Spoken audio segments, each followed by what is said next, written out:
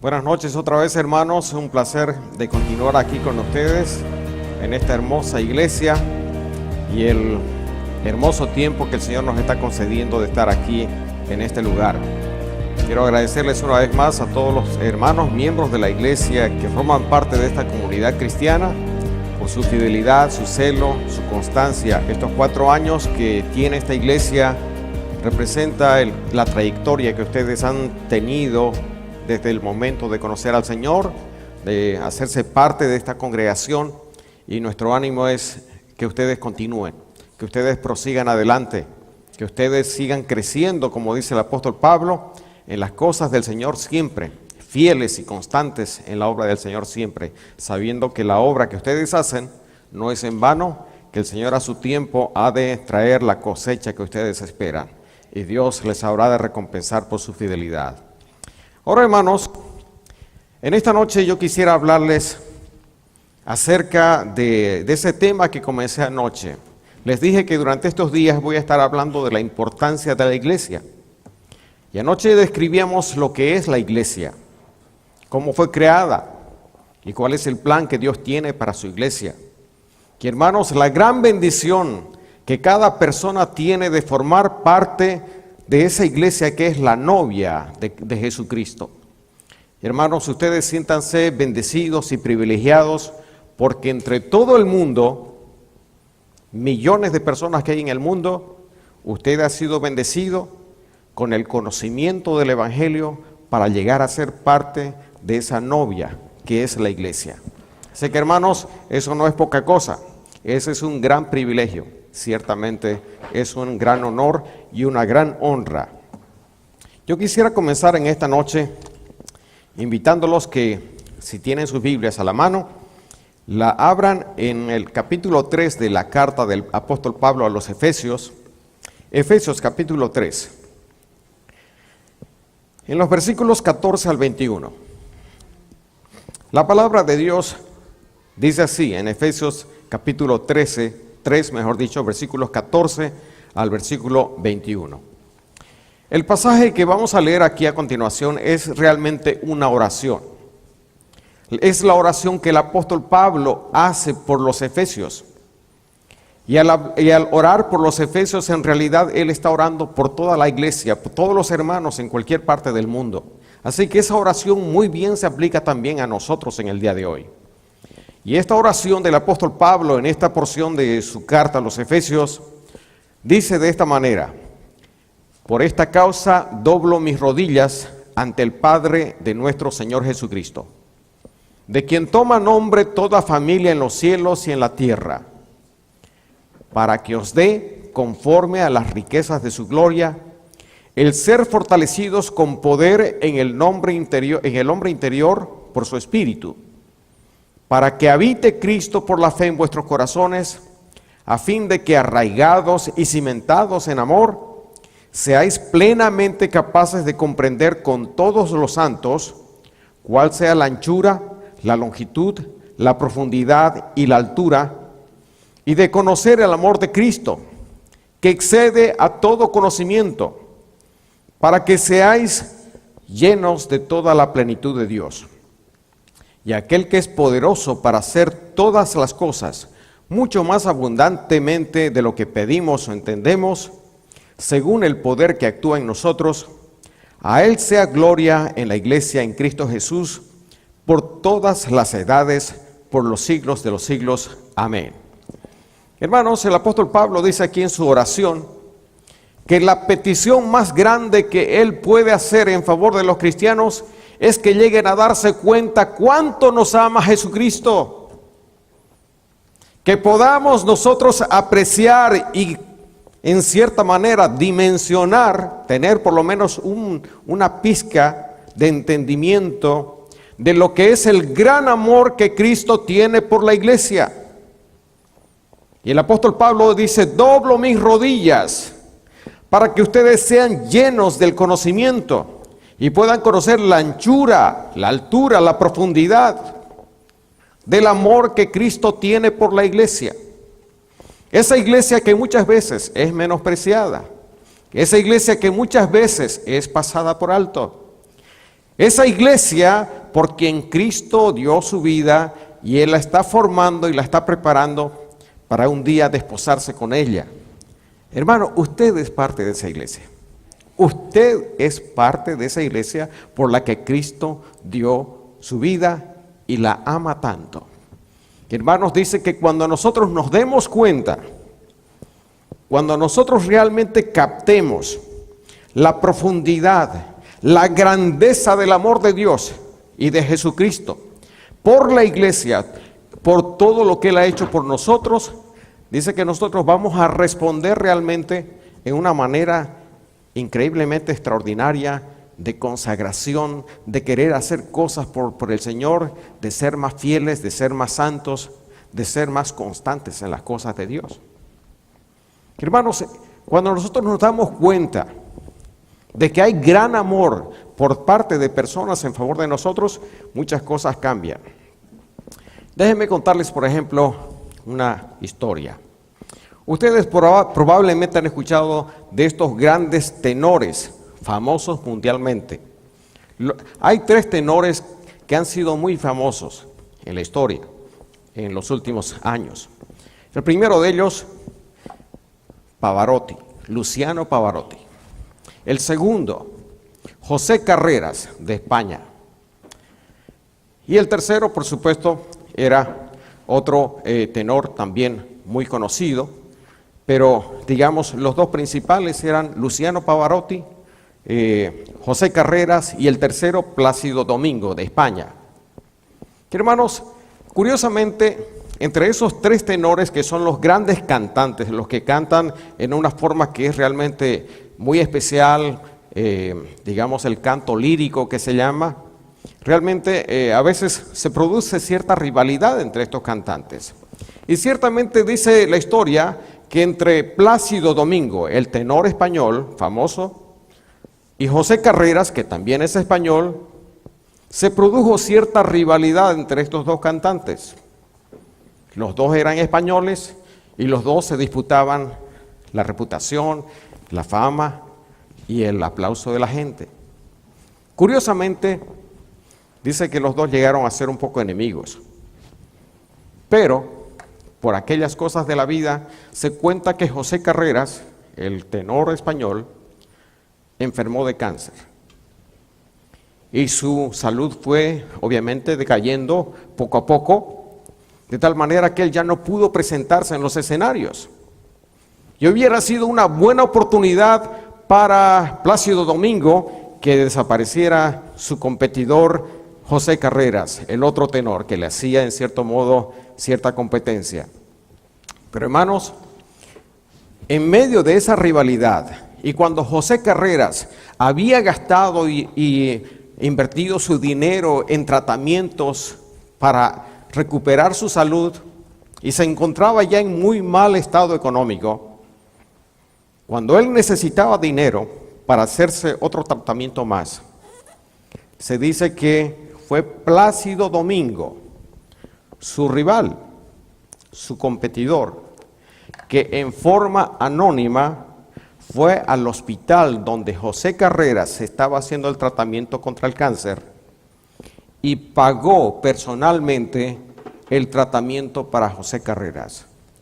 Y lo hizo anónimamente. Lo hizo de manera anónima, sin que se sepa su nombre. Curiosamente, José Carreras salió bien librado de ese tratamiento, recuperó su salud, recuperó su fortaleza y entonces pudo presentarse otra vez en los escenarios. Pero de pronto él empezó con esa duda: ¿quién fue mi benefactor? ¿Quién fue aquel que proveyó los recursos, los fondos para que yo recibiera ese tratamiento cuando yo estaba a punto de morir en el hospital? Y él fue al hospital y exigió que se le diga el nombre de la persona o la institución que había puesto los fondos para su recuperación. El hospital se negó al principio porque esa era una de las condiciones que Plácido había puesto al principio cuando él hizo la donación, de que su nombre permaneciera en el anonimato. Pero la insistencia de José Carreras, finalmente él consiguió saber quién había sido aquella persona que hizo el depósito. ¿Y cuál fue la sorpresa de José Carreras?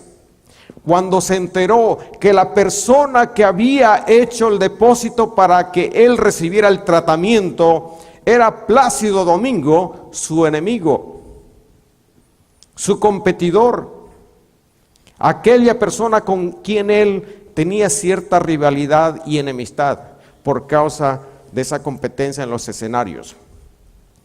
Cuando José Carreras se enteró quién fue la persona que le ayudó y le tendió la mano cuando más lo necesitaba, ¿qué creen que pasó?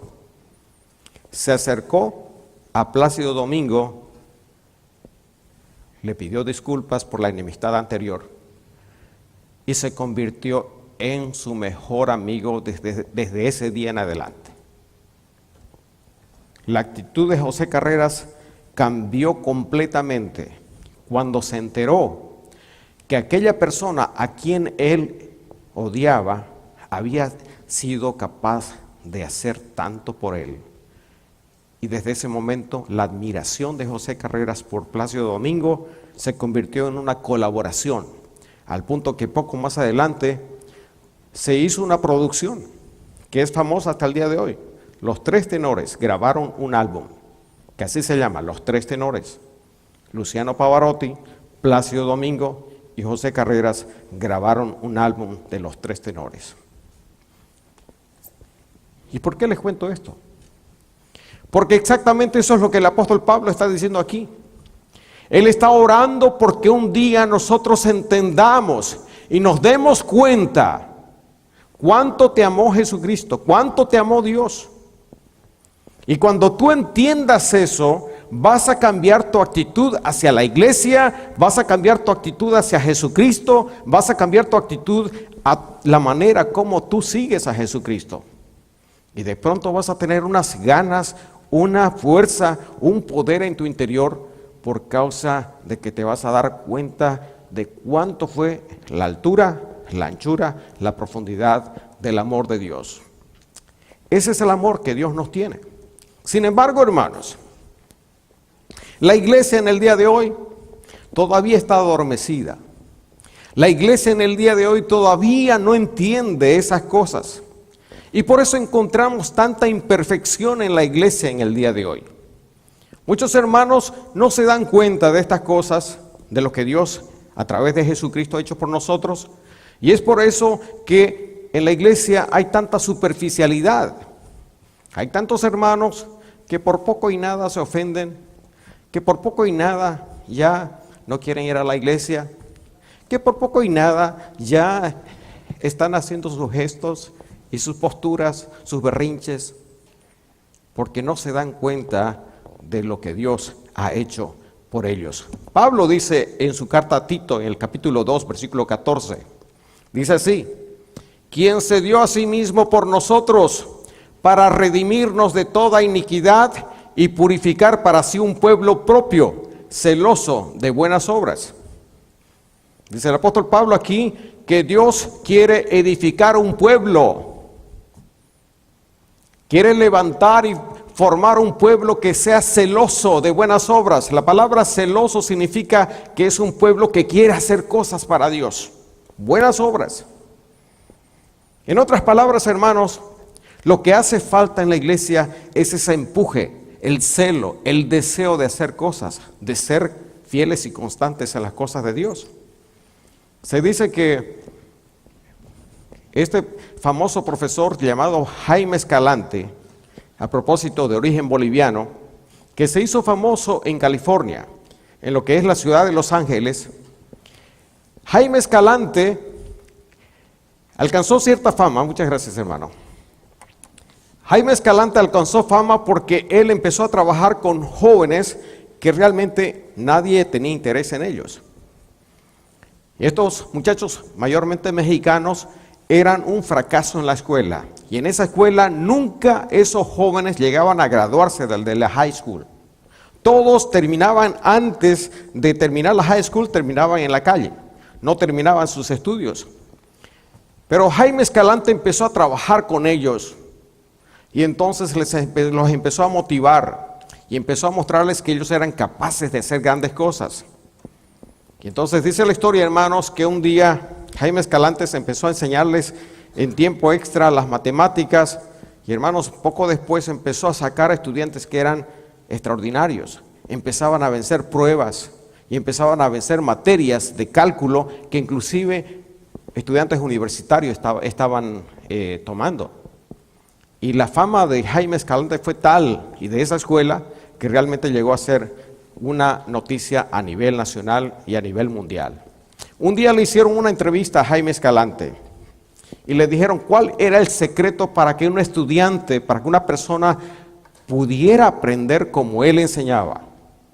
Y él dijo, es simple, el secreto es simplemente una sola cosa. El secreto es este: si tú quieres ser bueno en algo, ya sea en matemáticas o en lo que sea, solo una cosa es necesaria. ¿Sabes cuál es? Ganas. Eso es lo único que es necesario. Y hermanos, en la iglesia pasa lo mismo. En la iglesia no se necesita tener gran conocimiento de las cosas. En la iglesia no se necesita que sepas mucho de la Biblia. En la iglesia no se necesita que tengas tantas condiciones de tener cursos y entrenamientos. Lo que necesitas es tener ganas. Y esas ganas te las pone el Señor. Esas ganas te las pone el Espíritu Santo cuando tú estás en línea con Él, cuando estás en comunión con Él, y Él puede usarte y Él puede ciertamente hacer grandes cosas. En esta noche yo quisiera rápidamente, en el tiempo que tenemos, mostrarles cuáles son las características de un hermano que está con pasión por las cosas de Dios y por la iglesia. Y quiero mostrarles también en esta noche cuáles son las características o cualidades de una persona que no tiene amor por la iglesia. Y yo en esta noche no quiero picarle así a nadie. Si usted se siente tocado en esta noche, no soy yo, es la Biblia, es Dios, es el Espíritu Santo. Así que dicen aquí, hermanos, dicen que la función del pastor es la siguiente. La función del pastor es como de un profeta. El pastor está para tranquilizar a aquellos que están atormentados y está para atormentar a aquellos que están cómodos. Así que si usted, hermanos, en esta noche se siente cómodo, esta noche el Espíritu Santo lo va a apoyar. Pero si usted se siente que está con el corazón conmovido y se siente atribulado, en esta noche el Espíritu Santo lo va a consolar. Déjeme mostrarle, hermano, entonces en esta noche cuáles son las características de una persona que no ama a la iglesia. Son 3 características que quiero darle rápidamente. La primera de ellas, hermanos, la primera marca de una persona que carece de amor, de compromiso para con la iglesia, es que es una persona que mira a la iglesia desde una perspectiva egocéntrica. Una persona que es egocéntrica mira a la iglesia solamente desde el punto de vista de lo que puede recibir de la iglesia. Una persona egocéntrica es la que va a la iglesia solamente por lo que puede recibir de ella. Solamente va a la iglesia por lo que puede recibir en términos de interacción social, programas, actividades, etc. La pregunta que esta persona tiene es, ¿qué es lo que la iglesia puede hacer por mí?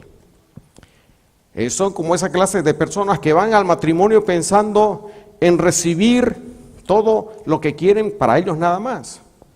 Y es por eso que tantas personas van al matrimonio y fracasan por causa de que solamente van al matrimonio pensando voy a ser feliz, pero no están pensando en lo que ellos van a hacer. Y ustedes saben perfectamente que un matrimonio no funciona así. Si una persona va al matrimonio solamente pensando, me voy a ser feliz, la esposa que voy a tener me va a hacer feliz, pero no está pensando en lo que va a dar, entonces las cosas no funcionan. Y algunas personas vienen a la iglesia pensando de esa manera, solamente en lo que pueden recibir, pero no están pensando en lo que ellos pueden dar. Entonces, hermanos, cuando venimos a la iglesia tenemos que pensar que no solamente venimos a recibir, sino también a poner de nuestra parte, porque eso es lo que el Señor quiere que nosotros hagamos. Otra característica o cualidad de las personas que nada más están coqueteando con la iglesia es que son personas que se caracterizan por su independencia. Cuando digo que se caracterizan por su independencia, me refiero al hecho de que estas personas nada más vienen a la iglesia, pero no se involucran, no se quieren comprometer. Es como esos carros, hermanos, que tienen atrás un rótulo que dice, keep your distance, mantenga distancia. Y esas personas que vienen a la iglesia con esta actitud son aquellas personas que vienen, están aquí, pero en cierto modo siempre mantienen una distancia con los hermanos. Nadie puede acercarse mucho a ellos porque ellos no permiten que nadie se acerque. Y esa es una actitud que también es equivocada. Una tercera característica de aquellas personas que tienen una actitud que realmente manifiesta que no tienen ese interés, ese amor por la iglesia, es que son aquellas personas que tienen un espíritu constantemente crítico. Es decir, son personas que siempre están buscando los defectos y las fallas de la iglesia. Y hermanos, es cierto, no cuesta mucho encontrar fallas en la iglesia. Yo les decía anoche que fácilmente se puede señalar las fallas de una iglesia. Todas las iglesias tienen sus fallas. Se cuenta que en una ocasión un hermano le dijo al pastor, pastor, me estoy yendo de la iglesia. ¿Y por qué, hermanos? Porque esta iglesia tiene muchas fallas. Ah, qué bueno, hermanos. ¿Y dónde se va a ir? Voy a buscar una iglesia que sea perfecta, una iglesia que no tenga fallas. Está muy bien, hermano, le dijo el pastor. Nada más que déjeme aconsejarle. Cuando uno encuentre una iglesia que sea perfecta, sin fallas, por favor, no se una a esa iglesia. ¿Y por qué, hermano pastor? Le dijo. Porque usted la va a arruinar, hermano. Y así es, hermanos. Cuando usted encuentra una iglesia que sea perfecta, sin fallas, que sea totalmente, déjelos por favor como están, hermanos, porque si usted va ahí, es seguro que esa iglesia va a ser perjudicada. Pues, hermanos, ¿quieres saber si tu vida cristiana es realmente una que ama al Señor? Únete a la iglesia, comprométete con la iglesia, porque dice la palabra de Dios que cómo podemos decir que amamos a Dios a quien no hemos visto y no amamos a los hermanos a quienes vemos todo el tiempo. Muchos dicen, me encanta 1 Corintios capítulo 13, porque es el capítulo del amor. Es un capítulo tan lindo. Pero ¿saben qué, hermanos? El apóstol Pablo en 1 Corintios 13 no está hablando del amor romántico. Está hablando del amor en la iglesia. Amén. ¿Dónde se practica el amor del que habla 1 Corintios capítulo 13? Ese amor que no se irrita, ese amor que todo lo sufre, ese amor que es paciente, ese amor que todo lo soporta, es el amor que se practica ¿dónde? Es el amor que se practica en la iglesia. No es el amor que se practica en las novelas. Es esa clase de amor que tú vas a tener cuando estás en la iglesia y vas a ser paciente cuando ves las fallas de un hermano. Jesucristo dice, tomad mi yugo sobre vosotros y aprended de mí que soy manso y humilde de corazón. ¿Y dónde podemos aprender la paciencia, hermanos? Es en la iglesia. Es en la iglesia donde nosotros tenemos el campo de entrenamiento para que nosotros podamos cultivar la madurez y podamos expresar y manifestar las cualidades y características de ese amor que el Señor nos muestra. Ahora, hermanos, déjenme darles cuáles son entonces las cualidades o características de una persona que realmente ama la iglesia. Y mi deseo, como les dije anoche, es que ustedes salgan de aquí de la iglesia enamorados de su iglesia, que amen más su iglesia, que realmente se comprometan con su iglesia, que le echen ganas, que le echen el hombro y puedan hacer lo que el Señor tiene preparado para esta iglesia. En primer lugar, hermanos, una persona que realmente ama a la iglesia es una persona que pertenece a una iglesia. Así de simple.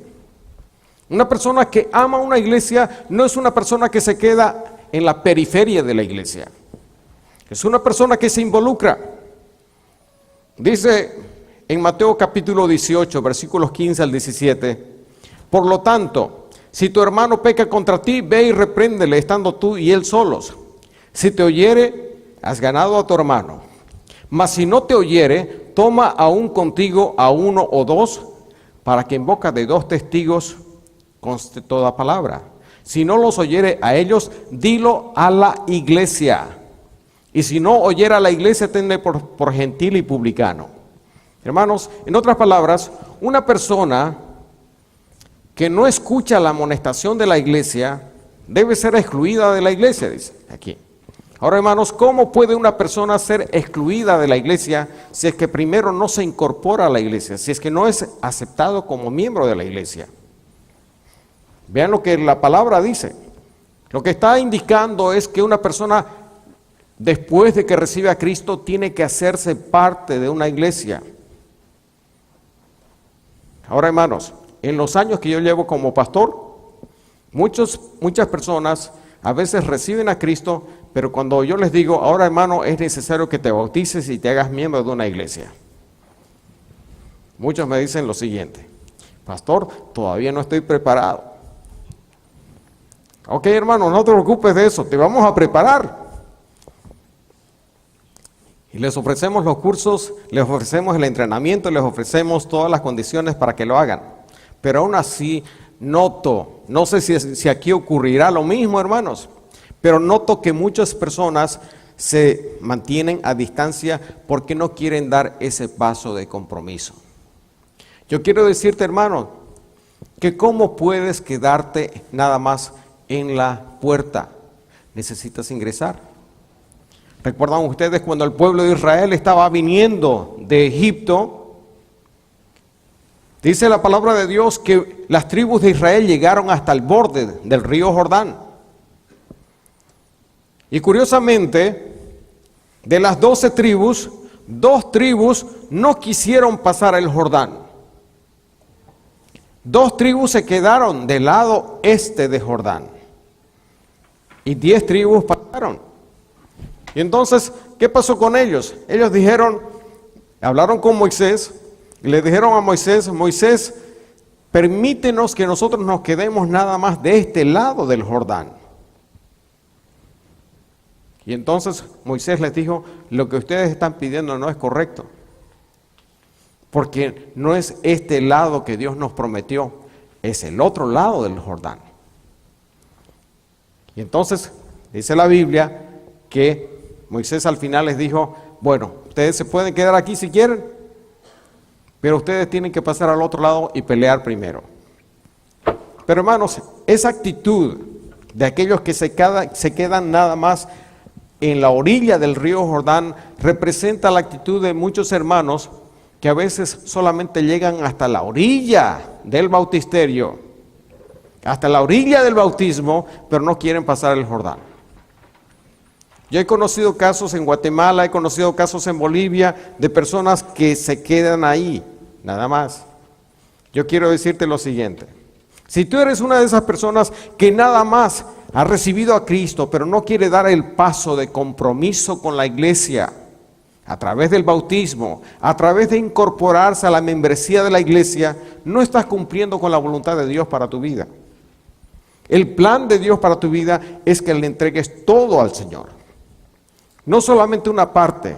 No puedes recibir solamente el beneficio de la salvación sin entregarle el todo de tu ser. Amén, hermanos. Es necesario entregarle todo. No podemos entregarle solamente una parte al Señor. Ahora, hermanos, en segundo lugar, las personas que aman realmente a la iglesia son personas que hacen de la iglesia su prioridad. La palabra clave aquí es compromiso.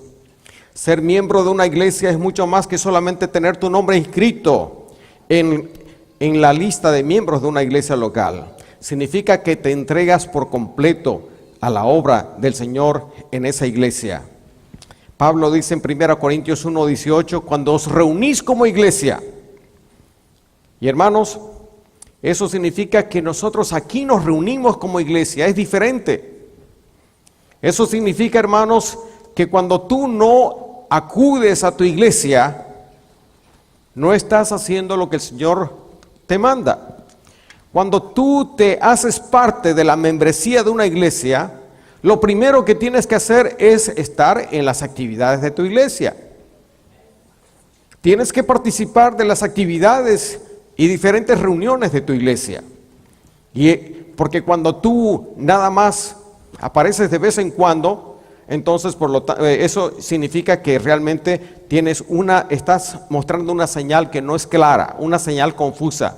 Y algunas personas se preguntan si realmente eres una persona que pertenece o eres realmente una persona que tal vez no pertenece. Otra cosa, hermanos, que también encontramos con respecto a lo que es la asistencia a la iglesia, es que el pastor de la iglesia no es más miembro que ninguno de los miembros que están aquí en la congregación. Quiere decir, hermanos, que yo, el pastor Fernando o cualquier otro pastor, no tenemos más obligación como miembros que la que tiene cualquier hermano aquí en la iglesia. La obligación que tiene un pastor de predicar aquí la palabra de Dios cuando le toca el día del Señor es la obligación que tiene el pastor. La obligación que usted tiene como miembro es la de estar aquí presente cuando el pastor está predicando. Porque en ese día el Señor está entrenando a la iglesia. Y si usted no está presente, entonces, hermano, usted se lo pierde. Usted no está en el lugar que Dios le está llamando a tener en su iglesia. Otra característica de las personas que realmente aman a su iglesia, escuchen bien esto, son personas que hacen que el pastor pueda hacer su trabajo con gozo. ¿Cuántos de ustedes aquí, hermanos, quisieran que el hermano Fernando hiciera su trabajo con gozo? ¿Cuántos dicen amén, hermanos? Pues, hermanos, si ustedes quieren que realmente su pastor haga su trabajo con gozo, ame a la iglesia. Póngale el hombro a la iglesia. Dice aquí la palabra de Dios en Hebreos capítulo 13, versículo 7. Obedeced a vuestros pastores y sujetaos a ellos, porque ellos velan por vuestras almas, como quienes han de dar cuenta, para que lo hagan con alegría y no quejándose, porque esto no es provechoso. La carta a los Hebreos, hermanos, dice que no es provechoso que un pastor tenga que hacer su tarea, su trabajo, como una carga, es decir, en una forma pesada, en una forma triste, en una forma quejosa, sino más bien que sea con alegría. ¿Y cómo puede usted entonces hacer que su hermano, pastor, pueda hacer su labor con gozo? Yo le voy a dar 3 consejos rápidamente. La primera manera como usted puede hacer que su pastor haga su trabajo aquí en la iglesia con gozo es que usted pueda escuchar y poner atención a la palabra predicada y practicarla, ponerla en obra. Cuando usted escucha la palabra de Dios y la pone en práctica, usted hace el esfuerzo de crecer y de poner en práctica lo que aprende, entonces eso ciertamente a los pastores nos da mucho gusto. Cuando vemos un hermano que a pesar de sus limitaciones, a pesar de sus fallas, a pesar de sus imperfecciones, se ve que está creciendo, se ve que le está echando ganas, se ve que le pone esfuerzo a las cosas, eso nos produce una gran satisfacción. La segunda cosa o la segunda manera como usted puede hacer que su pastor tenga gozo en el trabajo que hace es a través de orar por su pastor. ¿Saben ustedes, hermanos, que los pastores nos encanta que nuestros hermanos dediquen tiempo de oración por nosotros? El apóstol Pablo era un hombre poderosamente usado por el Espíritu Santo. Y sin embargo el apóstol Pablo, a pesar de toda la revelación, de todo ese poder que tenía en el Señor, él casi en cada una de sus cartas lo que pide a los hermanos es lo siguiente: por favor, oren por mí. Fíjense, el apóstol Pablo, a pesar de toda la manera como Dios lo usaba, él precisaba y anhelaba la oración de los hermanos. Así que, hermanos, es maravilloso cuando los hermanos oran por nosotros. Cuando un hermano dice, pastor, yo estoy orando por usted, eso es música en nuestros oídos. Es algo que apreciamos.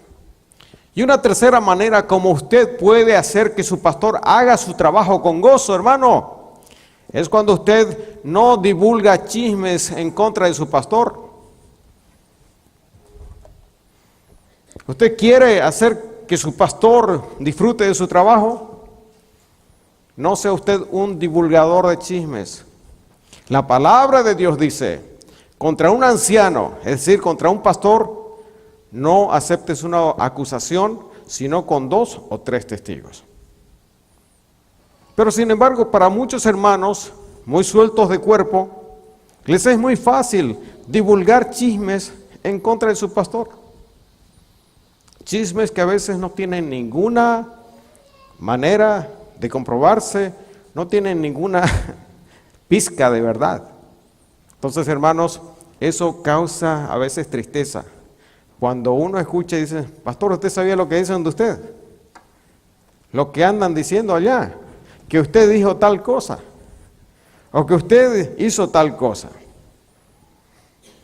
Y a veces uno se sorprende de escuchar ese tipo de cosas y nos causa tristeza. Entonces dice aquí la palabra de Dios, hermanos, dicen, sujétense a sus pastores para que ellos hagan su trabajo con gozo. Si ustedes quieren que su pastor haga su trabajo con gozo, aliviánenle la carga. Sean personas que muestran interés en la palabra de Dios. Sean personas que oran por su pastor. Sean personas que dicen cuando escuchan un chisme, dicen, ¿por qué no vamos y se lo decimos al pastor? Qué bueno que tú me dices eso. Ven conmigo, vamos a decírselo al pastor. Y así lo aclaramos. Y a ver qué le dice el hermano. A ver qué le dice esa persona. Ahora, hermanos, otra cualidad más de las personas que realmente aman su iglesia son personas que asumen posiciones de servicio en la iglesia. Las personas que realmente aman a la iglesia y tienen pasión por la iglesia son personas que están dispuestos a servir en la iglesia. Pregúntense ustedes, hermanos, ¿tengo yo una actitud de siervo en la iglesia o nada más estoy mirando en la iglesia? Ahora, ¿qué significa servir? Escuchen bien lo que es servir. Servir es usar tu tiempo, tus cualidades y tus recursos en algo que no seas tú mismo. Amén. Eso es servir. ¿Escucharon? Amén. Servir es usar tu tiempo, tus recursos y tus talentos en algo o alguien que no seas tú mismo, porque si es para ti mismo ya no es servicio. Y hermanos, todos nosotros podemos servir. Dice la Biblia que todos nosotros hemos recibido dones de parte del Señor. Dios nos ha dado capacidades, cualidades y potencias, dice la Biblia, que son los dones, que son aquellas herramientas que Dios ha puesto en nuestras manos para que nosotros sirvamos en la iglesia. Cada uno de ustedes tiene un don, dice el apóstol Pedro, dice el apóstol Pablo. Cada uno, según el don que haya recibido, ministrelo para el Señor. Amén. Entonces, hermano, usted puede servir aquí en la iglesia, en alguna manera.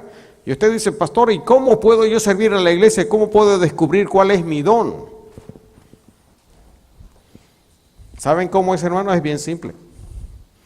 Póngase a hacer algo en la iglesia. Amén. Y usted va a encontrar la posición donde usted es más efectivo. Pero si usted nada más se siente y dice, es que yo no sé cuál es mi don. Es que yo no sé cuál es mi don. Usted va a ser como la hermana que una ocasión el pastor estaba enseñando acerca de los dones espirituales. Y le dijo, hermana Pascuala, ¿y a usted qué don le dio el Señor? Y la hermana dijo, a mí me dio a don Simón, dijo ella. Hablando de su marido, ¿verdad? Pues por lo menos ella sabía a qué don tenía. Pero hermanos, en el caso espiritual, nosotros tenemos otra clase de dones. tenemos un don espiritual.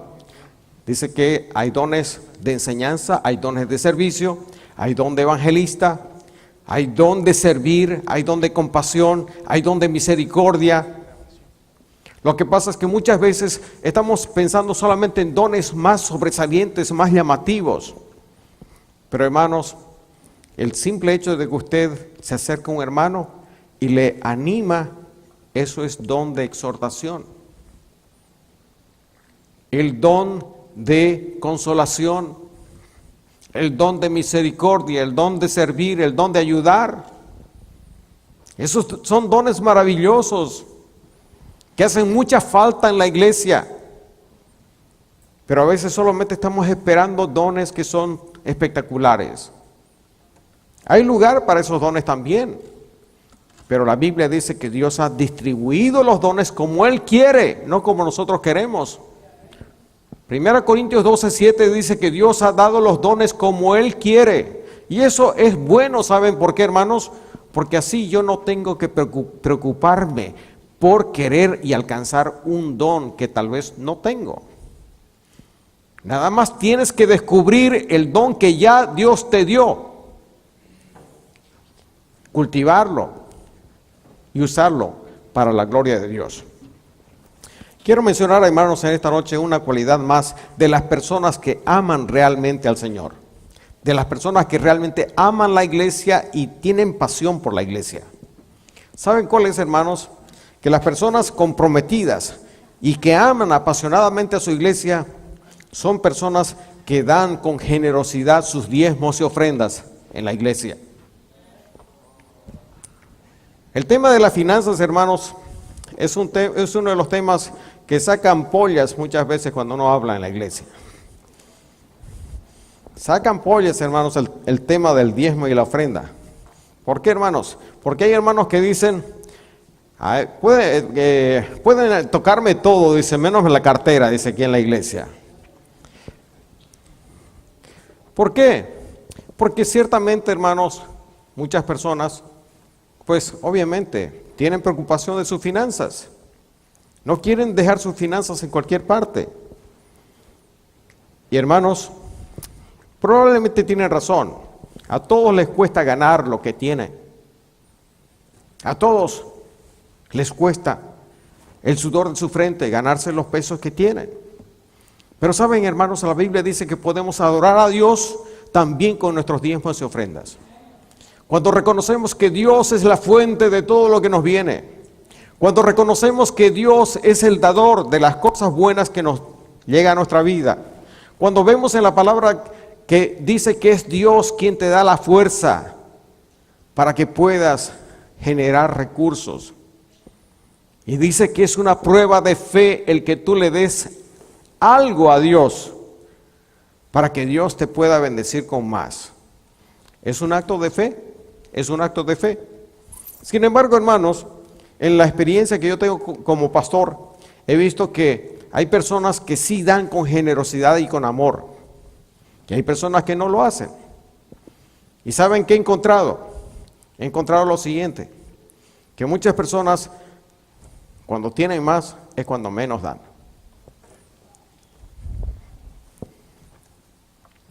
La Biblia dice, el que no es fiel en lo poco, tampoco lo será en lo mucho.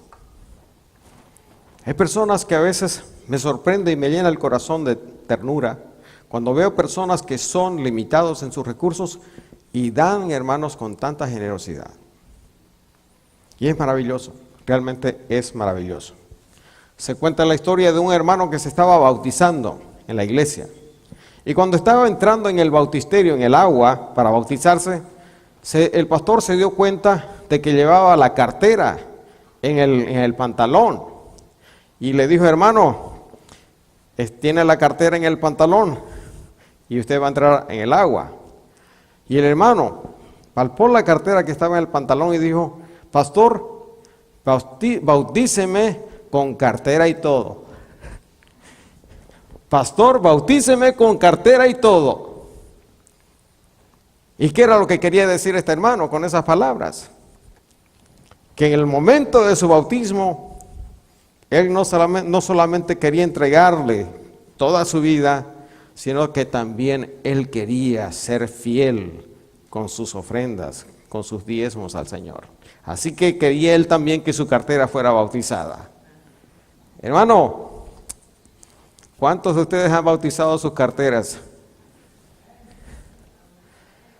¿Cuántos de ustedes han puesto también sus recursos bajo el señorío del Señor Jesucristo? En esta noche les he pintado el cuadro de lo que es aquellos hermanos que solamente están coqueteando con la iglesia. Son hermanos que tienen un espíritu crítico, son personas que no tienen compromiso, son personas individualistas, son personas consumistas. Están mirando nada más en la iglesia si hay algo que está bien, si el programa está bueno, si la música está buena, si la comida está buena. Están contentos ahí, porque es como si estuvieran comprando algo. Y esa es la actitud consumista que nos enseña el mundo en este tiempo. Lo mismo da comer en McDonald's que comer en Burger King, o ir al pollo campeón o lo que sea. Entonces, así van de una iglesia a otra, como si fuera un restaurante. Oh, ay, no me gustó hoy. El pastor predicó y no me gustó lo que dijo. O que el hermano no cantó bien. O que tal cosa. Entonces están buscando los defectos. Cualquier cosita, ahí me voy. Esa es la actitud cuando una persona va a un restaurante. ¿O no es así? Pero cuando vemos el otro lado, los hermanos que realmente aman y sienten pasión por la iglesia, esa pasión de la que hablaba el apóstol Pablo cuando decía, yo doblo mis rodillas para que ustedes sean llenos del conocimiento y puedan comprender la altura, la profundidad y la anchura del amor de Dios en Cristo Jesús. Jesucristo ama a la iglesia apasionadamente. Y cuando nosotros entendamos y comprendamos el amor de Dios por ti, tú eres esa iglesia a la que Cristo ama. Tú eres esa iglesia por la que Cristo dio su vida. ¿Y cómo tú puedes menospreciar la iglesia? ¿Te das cuenta de la contradicción? ¿Cómo puedes decir que amas a Jesucristo y menosprecias la iglesia? ¡Qué gran contradicción! Una persona cuando ama de verdad a la iglesia, se compromete con la iglesia, está presente en las actividades de la iglesia, se goza de estar en la iglesia, pone sus dones, sus talentos al servicio del Señor en la iglesia. Es un hermano que está creciendo en las cosas de Dios. Es un hermano que le causa deleite al pastor, porque es un hermano que ciertamente le da alegría y gozo. Es un hermano que también muestra que tiene generosidad, pone sus dones y sus talentos al servicio del Señor y está fiel y constante siempre. Déjame preguntarte la pregunta más dura en esta noche. ¿En cuál lado estás? ¿En qué lado estás? ¿Estás en el lado de aquellos que nada más están mirando a la iglesia desde el punto de vista superficial, lejano? No me toque, no me toque. Desde aquí estoy bien. ¿O estás tú entre aquellos que están ciertamente bien comprometidos con la iglesia?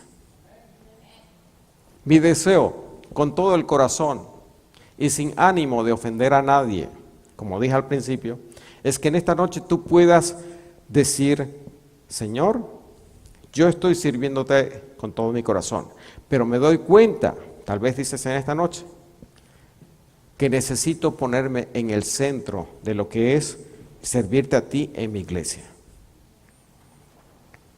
Hermanos, sean fieles en su iglesia. El Señor te llama a que cada domingo, cada día el Señor estés en su casa, en su iglesia. Amén. Y cuando digo que tú debes estar en la iglesia el domingo, no quiero decir que debes estar en cualquier iglesia. debes estar en tu iglesia. Esa es la diferencia. Porque hay personas que, como dije, piensan que el domingo mientras estén en cualquier iglesia está bien. No, hermano, tú eres parte de una iglesia local. Es ahí donde debes estar. A menos que estés de viaje, es comprensible. Tú tienes que estar involucrado en tu iglesia. A veces hay hermanos que por cualquier excusa, por cualquier razón, no van a su iglesia. Yo trabajo en una escuela allá en Illinois.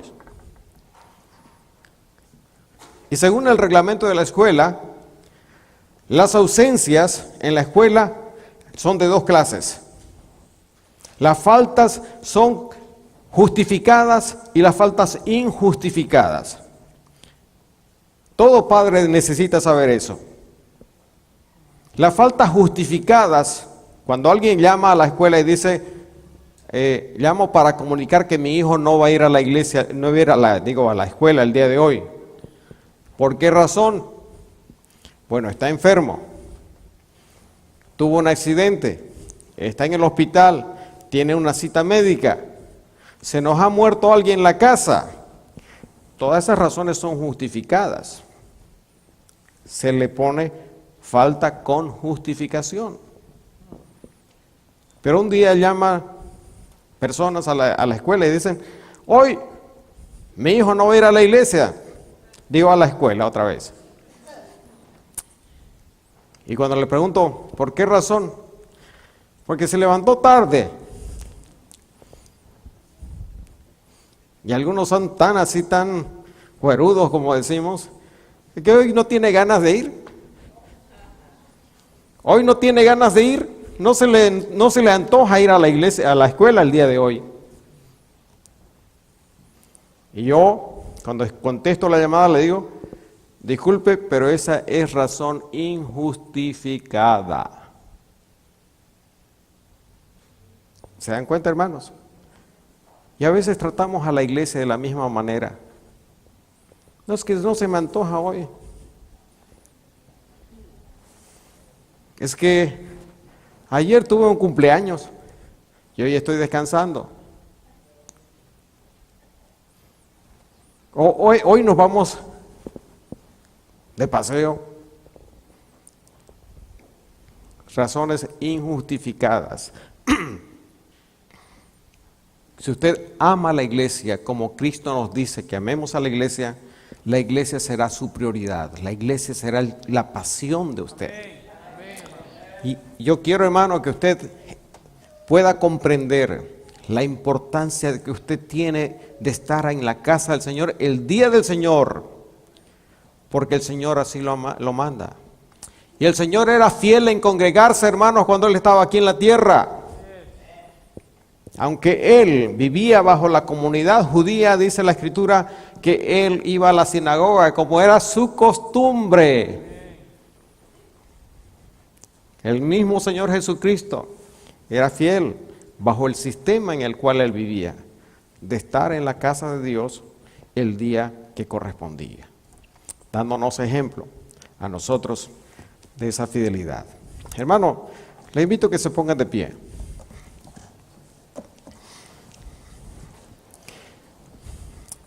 Y le invito a que haga una oración conmigo en esta noche. Bendito Señor Jesús, reconozco en esta noche que tú tienes gran amor por mí y por tu iglesia. Y Señor, en esta noche te pido perdón porque muchas veces yo he sido un tropiezo en tu iglesia.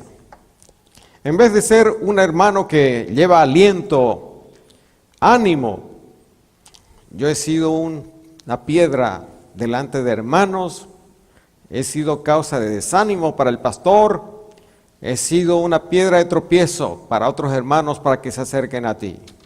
Te pido, Señor, perdón, Señor, te ruego en esta noche que tú me des aliento para que yo pueda ser fiel en la iglesia donde tú me has plantado, que yo pueda permanecer firme sirviéndote siempre y usando mis dones y talentos para el engrandecimiento de tu obra.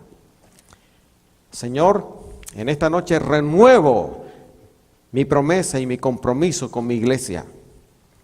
Y te pido, Señor, que tú me des las fuerzas y el poder del Espíritu Santo para usar mis dones, mis talentos y mi tiempo y mis recursos para el engrandecimiento de tu obra en tu iglesia.